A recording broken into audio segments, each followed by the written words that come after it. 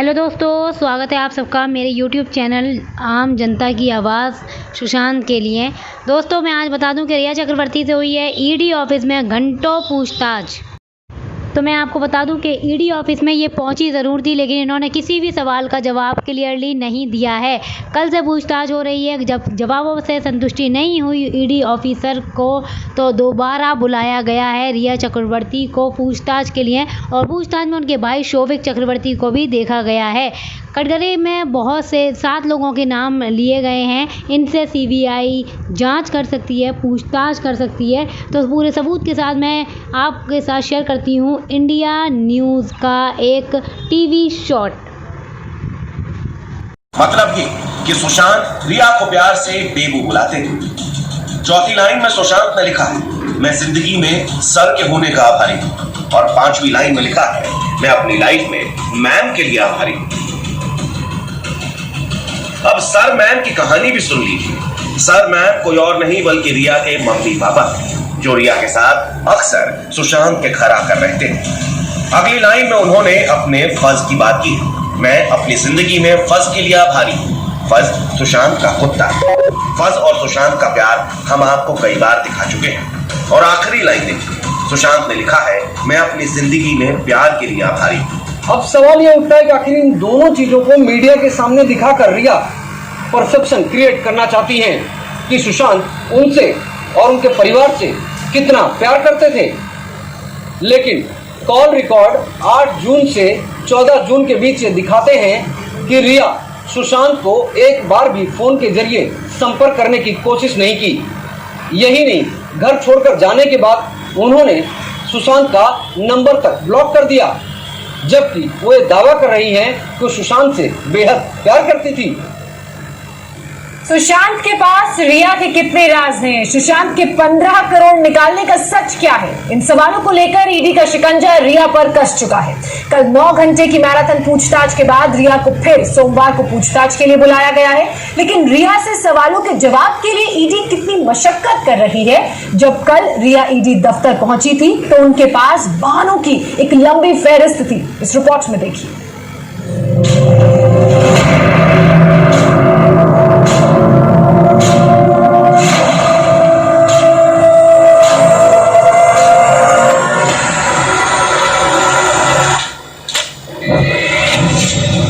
जब ईडी के दफ्तर पहुंचे रिया चक्रवर्ती,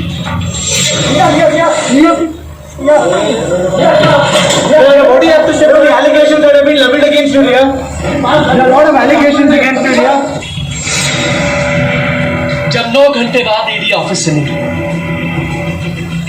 रिया चक्रवर्ती अब निकल रही है ईडी के ऑफिस से। करीब 8.5-9 घंटे की पूछताछ के बाद अब रिया चक्रवर्ती है, उनका परिवार, उनके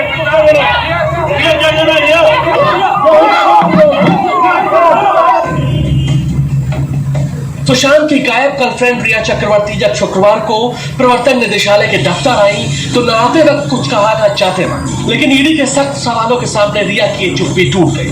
कोई बहाना नहीं चला, कोई टाल मटोल काम नहीं है। इंडिया टीवी के पास रिया से ईडी के सवाल जवाब की एक डिटेल एक्सक्लूसिव जानकारी है। हम आपको बताएंगे कि रिया से ईडी की पूछताछ का ब्लूप्रिंट क्या है और सुशांत से जुड़े सवालों पर रिया ने क्या कहा। लेकिन उससे पहले आप ये समझिए कि ईडी के सामने रिया ने पूछताछ से पहले कितने बहाने बनाए। पहले रिया ने कहा कि सुप्रीम कोर्ट की सुनवाई के बाद ईडी के सामने आएगी, लेकिन जब ईडी नहीं मानी तो रिया दौड़ी दौड़ी उसके दफ्तर पहुंची। रिया ने शुरुआत में ईडी को जवाब देने में बहुत टाल मटोल दिखाई।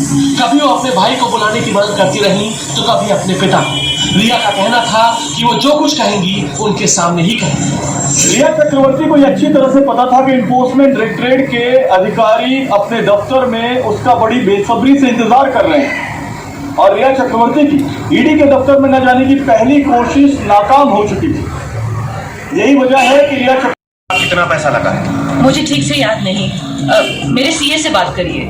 सुशांत के कितने बैंक अकाउंट आपके आने के बाद खुले? मेरे मैनेजर से बात करिए, बैंक वालों से बात करिए। लेकिन जब ईडी के सामने रिया का कोई भी बहाना नहीं चला तो उन्होंने धीरे धीरे ईडी के हर सवाल का जवाब देना शुरू किया। रिया से पूछताछ के लिए प्रवर्तन निदेशालय की टीम ने फुल प्रूफ होमवर्क किया हुआ था और ये पहले से तय हो चुका था कि रिया से कितने स्टेप में क्या पूछताछ होनी है।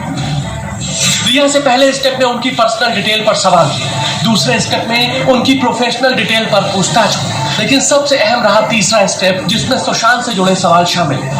ईडी सूत्रों के मुताबिक रिया ने अपने सभी बैंक के डिटेल्स, इन्वेस्टमेंट की जानकारी, सोर्स ऑफ इनकम के साथ साथ हाल के वर्षों में विदेशी टूर के दौरान किए गए खर्च की जानकारी भी ईडी को दी है। इतना ही नहीं, रिया ने सुशांत के साथ मिलकर बनाई गई कंपनियों के बारे में जितने सवाल ईडी ने पूछे थे, हर उस सवाल का जवाब भी रिया ने दिया। रिया के साथ हुई पूछताछ का वो हिस्सा सबसे जरूरी है जब उनसे सुशांत के इर्द गिर्द कई सवाल पूछे गए, जैसे रिया की कंपनियों में सुशांत का कितना पैसा लगा है, सुशांत का पैसा लगा है तो कंपनियां सुशांत के पते पर क्यों नहीं है, कंपनियों में सिर्फ रिया और भाई का नाम क्यों है, सुशांत के पिता या बहनों का नाम कंपनियों में क्यों नहीं, सुशांत सिंह राजपूत से कितने पैसे लिए, सुशांत के कितने बैंक अकाउंट की जानकारी है और सुशांत के कितने बैंक अकाउंट रिया के आने के बाद खुले। रिया से सवालों की पूरी लिस्ट तैयार कर रखी थी ईडी ने। कुछ सवाल ऑन द स्पॉट पूछे जा रहे थे। पूछताछ में महिला अफसर भी शामिल थी क्योंकि रिया खुद एक महिला है। Joint director Satyavrat Kumar, deputy director Kapil Raj, assistant director Archana, enforcement अफसर मोहित और इन्वेस्टिगेटिंग अफसर कुलदीप कुमार रिया के सामने एक के बाद एक सवाल दाग रहे थे और रिया जवाब दे रही थी। इन पांचों अधिकारियों ने रिया चक्रवर्ती से बारी बारी रखा। पहले रिया चक्रवर्ती से एक कमरे में पूछताछ की गई। इसी बीच उनके भाई शौविक चक्रवर्ती से एक दूसरे कमरे में पूछताछ की जा रही थी। रिया चक्रवर्ती से पूछताछ के पहले रिया के सीए से पूछताछ की गई। शौविक को कुछ कागजात लेने के लिए जुहू के उनके घर भेजा गया था, जो करीब 2 घंटे बाद दोबारा लौटकर ईडी दफ्तर आए और जब ईडी दफ्तर आए तो दोबारा शौविक चक्रवर्ती से पूछताछ की गई। रिया से मनी ट्रेल पर सवाल हुए, बैंक अकाउंट्स की जानकारी ली, प्रॉपर्टी के बारे में पूछताछ हुई, परिवार की चल अचल संपत्ति के बारे में पूछा गया। रिया से उनके और उनके परिवार के सभी बैंक अकाउंट्स और स्टेटमेंट पर सवाल पूछे गए। पिछले कुछ सालों में हुई आमदनी और निवेश के बारे में भी पूछा गया। रिया और शौविक सुशांत की जिन 2 कंपनियों में डायरेक्टर थे, उन कंपनियों के क्लाइंट्स, ऑपरेशंस, स्टाफ और बिजनेस मॉडल के बारे में सवाल हुए। कंपनी में रिया, शौविक और सुशांत की भूमिका के बारे में पूछा गया। साथ ही पूछा गया कि डिसीजन मेकिंग पावर किसके पास थी। वैसे कल पूछताछ का सिलसिला सिर्फ रिया के साथ ही नहीं चला, बल्कि उनके भाई शौविक चक्रवर्ती, उनकी बिजनेस मैनेजर श्रुति मोदी और रिया के सीए रितेश शाह से भी ईडी ने सवाल जवाब किए। रिया चक्रवर्ती से 9 घंटे पूछताछ हुई तो भाई शौविक चक्रवर्ती से 5 घंटे तक पूछताछ की गई। श्रुति मोदी और रितेश शाह के साथ भी ईडी की इंक्वायरी का सिलसिला 6 घंटे तक चलता रहा। जब श्रुति मोदी ईडी की पूछताछ के बाद बाहर निकली तो मीडिया के कैमरे उनकी ओर भी घूमे, लेकिन वो भी बिना किसी सवाल का जवाब दिए हाथ जोड़कर निकल गए। मैनिपुलेशन का आरोप लग रहा है आपके ऊपर। श्रुति बता दीजिए, पैसे गबन करने का आरोप लगाया परिवार ने श्रुति।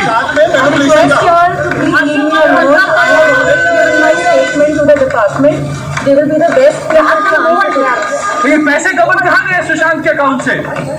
परिवार को क्या कहेंगे आप? परिवार को क्या कहेंगे? ईडी के सूत्रों से मिली जानकारी के मुताबिक दफ्तर की दूसरी और तीसरी मंजिल पर शौमिक, रिया, रितेश और श्रुति से ईडी के अलग अलग अधिकारियों ने अलग अलग केबिन में पूछताछ की। अब ईडी की नजर इस बात पर है कि इन चारों के बयानों में कितना अंतर है। लेकिन रिया चक्रवर्ती पर ईडी का शिकंजा अभी और कसने वाला है। रिया को कल पहले दौर की पूछताछ के साथ ही ईडी ने सोमवार को दोबारा प्रवर्तन निदेशालय के दफ्तर में हाजिर होने का समन दे दिया है। यानी अभी रिया और उनकी फैमिली का ईडी के सवालों से एक बार फिर से सामना होना है। अब माना जा रहा है कि जरूरत पड़ी तो सोमवार को ईडी रिया चक्रवर्ती और उनके भाई शौविक चक्रवर्ती को आमने सामने बिठाकर भी पूछताछ कर सकती है। यानी सुशांत की मौत की मिस्ट्री की प्राइम सस्पेक्ट रिया चक्रवर्ती की मुश्किल अभी शुरू हुई है।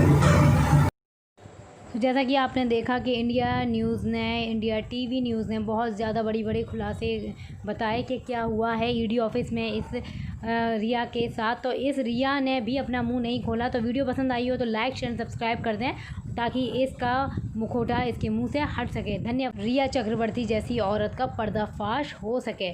जय हिंद, जय भारत।